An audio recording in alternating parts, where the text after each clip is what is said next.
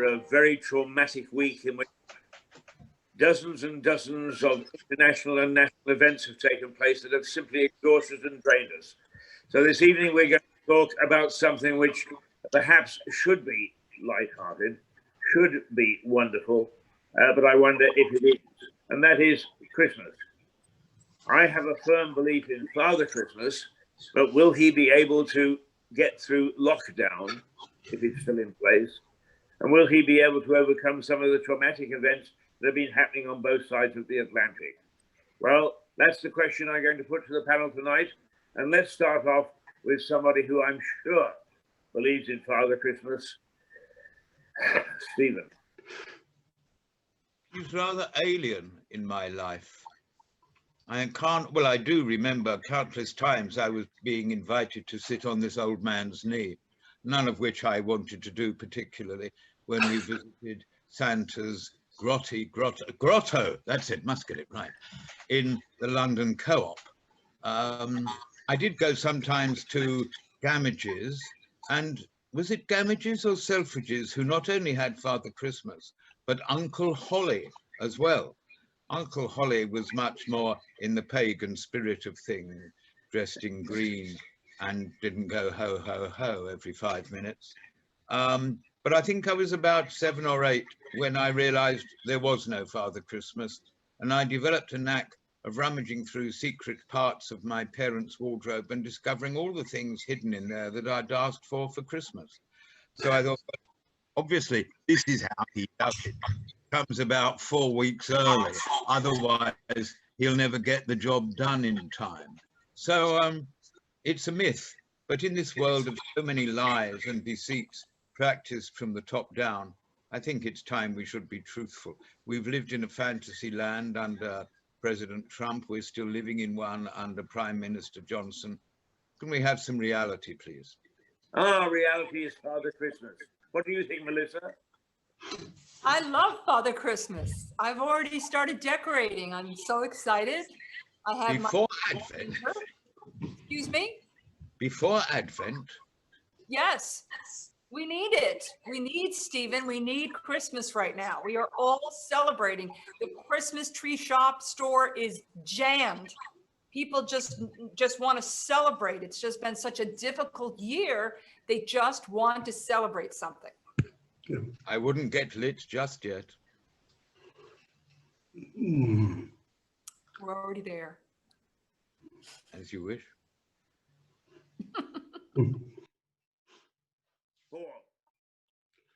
It's quite simple. I think it's the saving grace of humanity.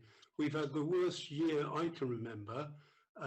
It's the time when adults can be childlike, children can be even more silly, and we all muck in together.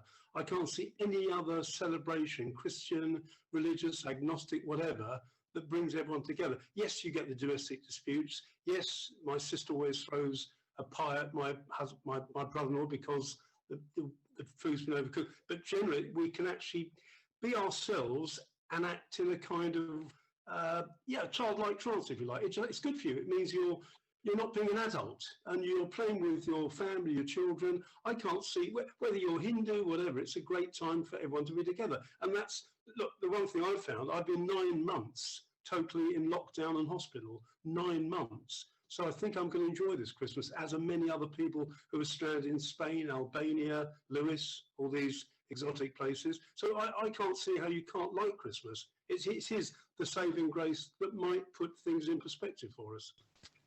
But tell me this, any of you, I'll go back to you, Paul, for the moment, because I normally look forward to Christmas, but the churches have been told that they probably won't open until the middle of December. We've been told that furlough will probably last until March. It's all very well to discuss the spirituality of Christmas. That seems to have been knocked on the head. And certainly the economy is going to take a hit.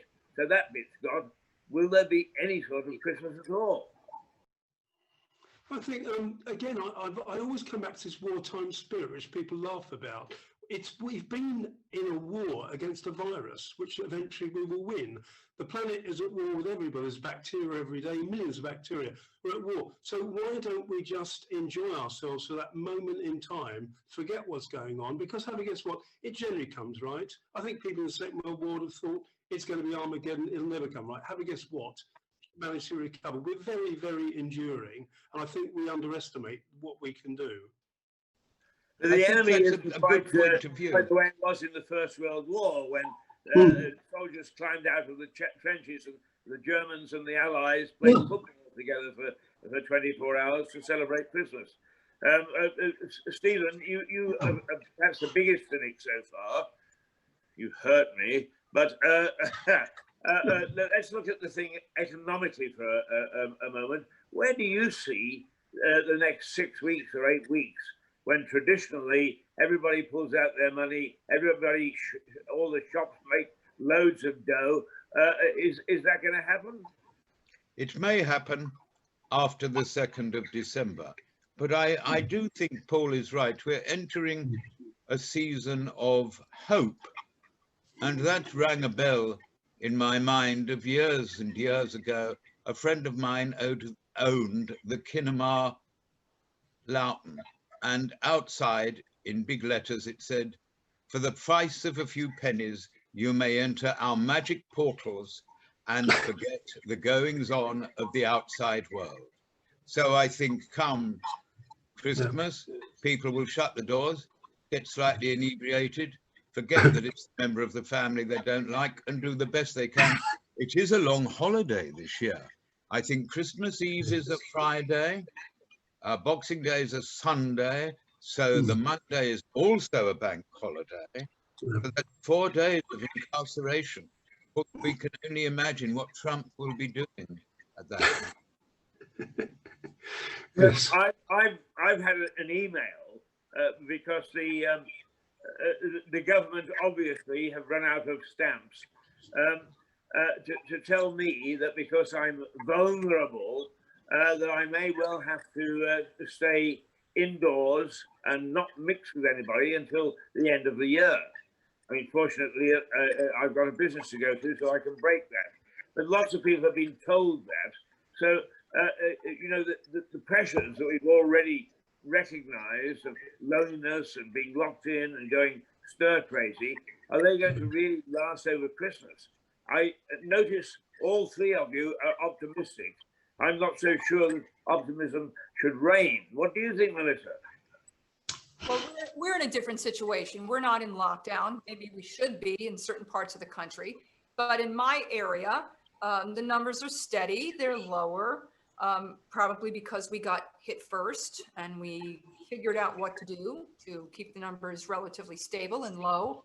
And I think we're just going to continue to do that. I mean, there's dancing in the streets. Everybody's beeping their horns, waving their flags. It's not the same. It's just not the same atmosphere as it is over there. Yeah. Well, of course, the thing is that when we got so excited in the summer that it was all over, that we'd beaten it, and everybody rushed to the beaches, we are now suffering the consequences. So if people rush into the streets and beat their horns, are we going to start off another set of coronavirus in the new year? Well, I mean, maybe in some parts of the country, absolutely. The numbers are surging out in the Midwest and parts of the South. But I think that, you know, people here are just used to wearing a mask. They're used to social distancing. They're used to putting on hand sanitizer. I think they're just going to continue to do that. And if there is a spike, people will just have to pull back. Now, Paul, as the economist, really, when we aren't in a crisis such as down, there is always this big debate as to whether Christmas should be spiritual or whether it's commercial.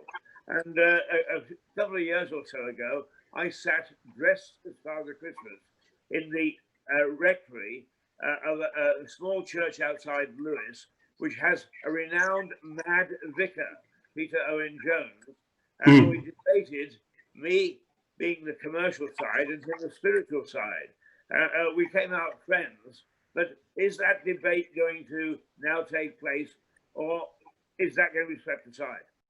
No, there's a contradiction there. I think the two coexist, because if we've had a tough economic time, therefore we want to celebrate something that's good. So why can't Christmas commerce, mix with Christmas spirituality? Because we're doing both, aren't we? We're going to church. I'll certainly, if the churches were open, I would be going on Christmas night with my family. So I think actually it's a time that the two things come together, because economically, look, we can't do anything about it. So Christmas break recharges our batteries, yes. I don't know the next 2, 3, 4 quarters of the economy, but let's enjoy ourselves for about a week or two. Spend money, which will be good. Just forget what is going on. Just observe the regulations and have a good time. It's the one chance we might have for a long time. The thing is, I think the problem we've got is that we're all prisoners. It's not like a prisoner who's been a 6-month detention and he's looking forward to that. Then when 6 months come up and they say, well, actually, you're going to do another 3 months, he despairs. Well, we've had the first despair, which was the 5-month lockdown. I don't see that happening again yet. So let's look at the next year as being a positive thing. Have a good Christmas. Let's get back rock and rolling on the economy, and the economy will come back. It's all this nonsense that's talked about it. It will come back just like it did after the Second World War. So I'm optimistic. And what else can you be, as Churchill said? You've got to be optimistic. I'm not miserable. I'm going to enjoy myself and the family. But don't forget that you're saying spend money and of political correctness. This business of it's a green tree and not a Christmas tree, and it's a winter holiday, not Christmas. Are you seeing any of that? Because you get around more than most of us to talk to people. Are you seeing any of that this year? Well, there are always those cards which make me puke, which say happy holidays, because not everyone will be able to afford a holiday. And in spite of Paul's exhortation, not everyone will be able to go out, spend money and have more than enough to eat. And I'm noting that. But no, you want to have a good time, have a good time. The fact that I shall be sitting here with a candle to save electricity. Well, it's quite good for warming my hands to get rid of Raynaud's syndrome. And we will do the best. I don't see there's much to talk about on what is going to appear on the television. So one may as well see White Christmas and imagine it's all true. Well, you see, people will turn to Mirador this Christmas because of the rubbish on the other channel. Ah, yes. You can see the plank in their eye, but not the sawdust in your own, of course. Good, very good. Melissa, a couple of years ago, you went out as an intrepid reporter for us, and you did something special, barging into pubs and so on when everybody dresses up in New York as Father Christmas. I was rather intrigued by that. I don't suppose that it will happen this year, or will it? And can you describe what happens? Well, it's something called SantaCon, and everyone crowds into the pubs with dressed up like Santa Claus and get terribly drunk, throw up on the train, and come home. I don't see that happening this year, though. Sounds good.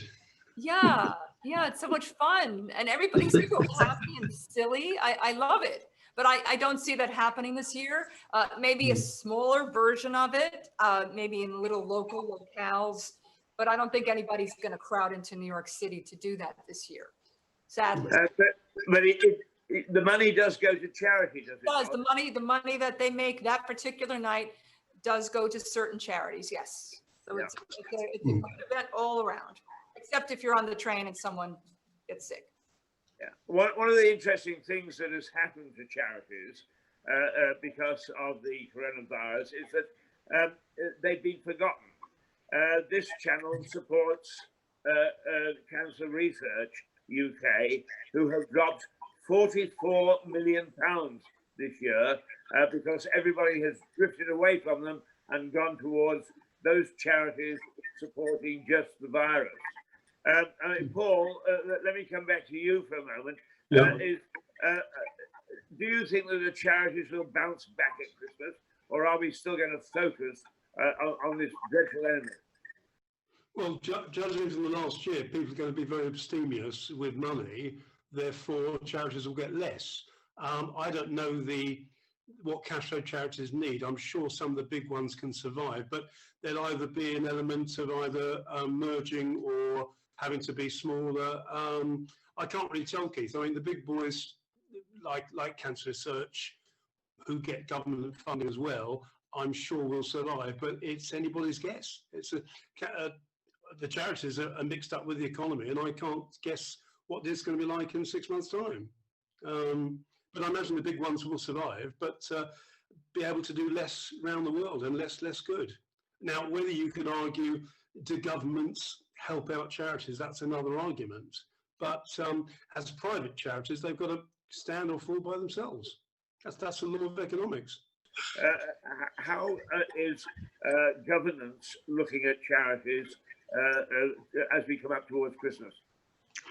I don't know, but what my own feeling is that the best thing most of the larger charities could do would be to cut their chief executives' salaries and donate the difference to a charity.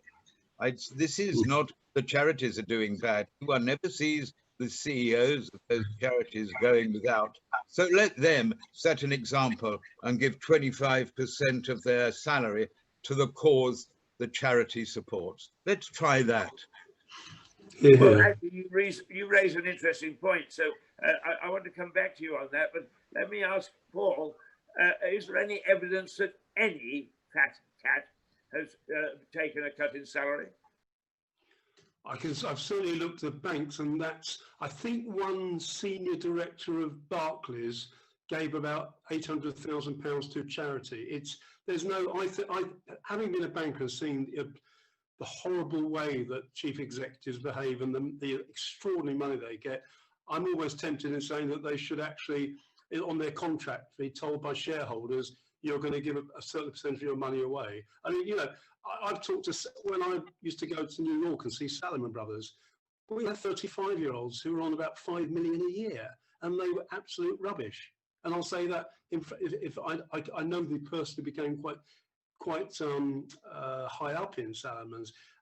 Bank execs, IT execs are all overpaid dramatically. I do believe Gutenberg and co do give a lot, but what's a lot? Bill Gates gave half his wealth away, but he's still got an almost point left. So I think you can't force them to do that, but you can put some pressure on them to say, look, you're earning, I think one of them's earning billions and billions. Can't you at least spare 2 million to that charity and 2 million to that? I think Stephen's that's right. Capitalism's going way, way high now, and poverty is going way, way low, and that's what worries me. And it's partly to do with these billionaires who really don't need that much money. Although, having said that, I'm sure they give it to charities without the public knowing. So, for all I know, Gutenberg's given half his wealth away, but that's still an awful lot he's got left. I disagree, Paul. I disagree with you, if I may. The three spirits of Christmas coming out of A Christmas Carol, are they going to waft over the United States? Can you repeat the question, Keith? I couldn't hear. Well, you've never read A Christmas Carol, perhaps, with Mr. Scrooge. Was visited by three spirits and became from a mean businessman into a most generous benefactor. Is that going to happen in the United States? Well, I'm going to speak for my company. My company executives all took a very large pay cut in the beginning of COVID. And my company does a tremendous amount of charity work. And I will tell you, one of my clients, who shall remain nameless, recently gave $8 billion away to charity and kept $2 million for him and his wife. That's good. So there is hope out there. Yeah. Wow, that's fantastic. 8 billion with a B. Any evidence of that in this country, Paul? Any evidence? Yes, there is. I think Branson's given a lot, but he's very much as Stephen would agree, a bit of a self-advertiser. I think, to be fair, I think there are many billionaires, and I've certainly met some bigwigs in the city that don't say anything, but they do actually give money. But I'm what's the correct amount of money of giving? How far should they go? You know, how does market forces enable executives to have the money that it's a market force after all? Should you say to somebody, well, you're earning far too much? He would argue, well, actually, I know I'm on 5 million a year, but I've got 200,000 employees under me and I can validate what I'm doing. So it's this business of saying, should a very wealthy person be forced to, or should they be under pressure to give money away? At the end of the day, it's the individual's choice. But yes, I think Melissa and Stephen would agree, the fat cats are still fat and they're still getting obnoxious salaries, I'll call them. So I agree with what Stephen said. That's the problem. But how do you take that money from them? You triggered this particular line of debate. How about governance? Is anybody giving up their fat cat salaries in government? Oh, not that I know of. In fact, they recently awarded themselves another 3% increase. So really, of course, we're talking to people who are deaf to the needs of the people. And those in government, while they say we're all in it together, they are only talking of their own circle once the door is shut on everyone else. They are in their club all together. The rest of us are looking through the windows thinking, oh, icing on a cake, that'd be nice. Actually, to have the cake wouldn't be bad either. So I think we are in a world of duplicity and at a time of spirituality for most religions coming up. Let us think of that. Let us not work on the basis of what is in it for us, but what we may do through our position for others. I think that is the way forward. Myself, and I can't agree. I see the need for commercialism to keep the shops going, as long as commercialism doesn't dominate the spiritual significance of the season, whichever religion you follow. And I think we need to have a bit of navel gazing, perhaps, and see where we really stand on this. Of course, that statement excludes the present government, who can't even find their bloody navels. Right, so as usual, we've managed to talk ourselves very quickly through our allotted time. So the last word this evening is, what would you like to see in your Christmas stocking, Melissa? I want to see world peace and goodwill to everyone. And I want to see a great spirit of service and happiness. And a vaccine. That'll wear a hole in the stocking. Paul? I just want to see the stocking because for years I haven't had one. But yeah, what I want in my stocking is peace, goodwill, and my football club to win the FA Cup next year. But no, on a serious note, I do think that this Christmas will give us all a chance to actually be with the family, to get back to a kind of real life in an unreal situation. And it will give us that break we need, because we've been through a lockdown. Christmas has surely got to be a happier time than any lockdown. So I'm positive. Stephen? I'm fairly hopeful, but I must correct what people say. The proclamation was peace on earth and goodwill to all men. It was goodwill, it was whatever, to men of goodwill. Those who do not have goodwill do not get the benefit. And I think, yeah, goodwill to men of, to all. Let's spread it. Let's think of others and not merely of ourselves. Yes. I would like I'm to... going to bring to the three of you, because what I want is a gorgeous heiress grasping a bacon sarnie, gazing lovingly into my eyes as Santa sits out, having put this young lady into my stocking. Until next week, when again we will find something controversial to talk about. Good night on behalf of the panel. Melissa? Bye. Paul? Bye, Keith. Stephen? Good Yom Tov. And a very merry Christmas to all of us, even though it's still a little way away. Good night. No. Good night.